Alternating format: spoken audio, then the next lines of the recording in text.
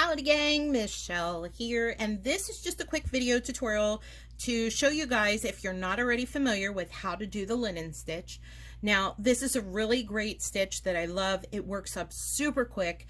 It's a 4-row repeat. You could do it flat panel, you can do it in a hat. The great thing I like about it is it has a lot of stretch to it, and when you do stretch it, as you can see, it's not all holey or gaped or loose or anything like that.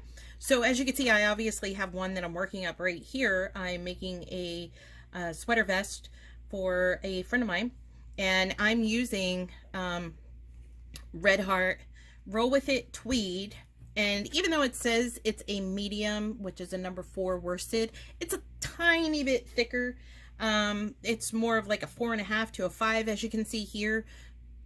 This is Karen Simply Soft, and that's a 4. And as you can see with this one, it says it's a 4 also, but it's a little bit thicker. So just keep in mind when you do this, if you're going to use a larger gauge loom, you're going to want to use obviously a larger gauge, or excuse me, a thicker yarn. So for this particular project, I'm using my 70 peg. I'm not getting into the project. I just want to show you guys the stitch. And like I said, it's a simple 4-row repeat. And what I did is I created you guys a little cheat guide here. So this, like I said, can be worked either in a flat panel like I'm doing here, or it can be worked in the round. So row 1 is simply E-wrap and then work yarn in back. I'm going to show you guys how to do that. It's super easy. Row 2 is just E-wrap. Row 3 is a flip of number 1. So we're going to do work yarn in back and then E-wrap. And then row 4 is E-wrap. And then you just repeat rows 1 through 4 continuously until you get to the desired length that you want. Now this particular one, obviously, as you can see, it is a flat panel. I'm constructing this one that I'm working on, so I have to create a couple of patterns.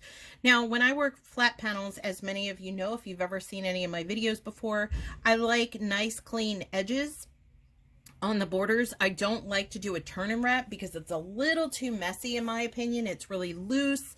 I don't like that. I like nice tight clean edges to where it looks nice. It doesn't look messy. So another thing is to keep in mind with this. Now, depending on which way you like to purl, because the work yarn in back, even though you're not going to purl, you're going to kind of use the same technique to do this. Okay, so for me with flat panel, I like to purl going clockwise. It's easier and I can work it faster. Even though I'm ambidextrous, I prefer it that way because I move much faster at it. And then I E-wrap back.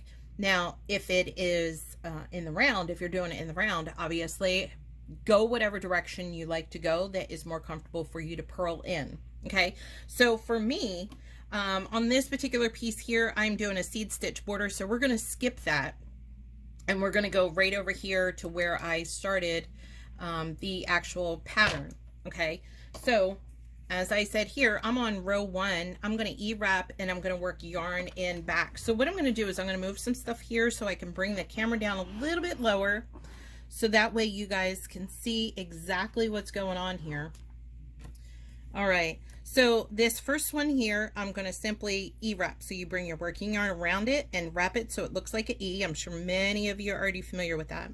So I E-wrap that. Now this next one, I'm going to work my yarn in back. So what you're going to do is you're going to bring your yarn down in front as if you're going to purl.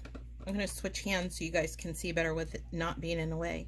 You're going to bring your hook down through, grab that working yarn, bring it up, grab that loop and just put it right over top. So you're not actually doing anything with this yarn that's on here right now.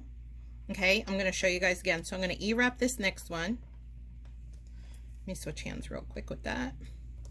Okay, now this one, I'm going to work yarn in back. So let me see if I can bring this camera down a little bit more for you guys. So I'll zoom in. All right, so my working yarn is down in the front as if I'm going to purl. I'm going to bring my hook down through the current yarn that's on that peg, grab it as if you're going to purl, create that new loop, and then keep that yarn that's already on there and bring that new loop right over and just tug it. And what it does is if you tug that, you can see right here, it's super loose. It's literally just behind that. And what that does is that gives you this right here. Whoa. Let me zoom back out a little bit. That gives you this carryover, these lines here. Okay. So I'm going to do that again. For this next one, obviously, I know I'm going to E-wrap. There we go. Now I'm bringing my working yarn down. I'm switching hands so you guys can see without it being in the way. Here we go. All right, so I'm going to use my hook. I'm going to bring it down as if I'm going to purl. Put that working yarn underneath as if I'm going to purl, but we're not taking that other loop off and dropping this one on. We're just putting this new one right over it and we're tugging it. Okay. E-wrap.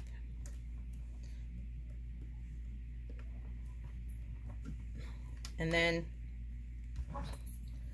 again, as if you're going to purl, but again, you're not taking this loop that's currently on there off. You're creating that new loop, bringing it up and over and pulling it. That is how simple it is. So you'll repeat that E-wrap. Let's go back up here. There we go. You're going to just continue the E-wrap, work yarn and back, and then when you get to row 2, obviously you're going to E-wrap all the way back.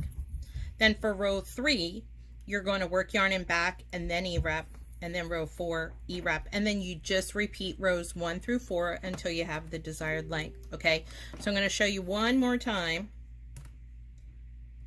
E-wrap,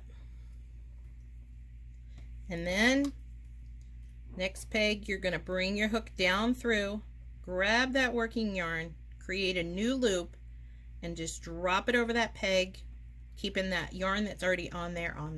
All right, so there you go, gang. If you have any questions, feel free to drop me a message either on Facebook, send me an email, however you like, and I'll be happy to help. But that's it. That's how simple it is. Thanks, gang. Have a great day. Happy looming.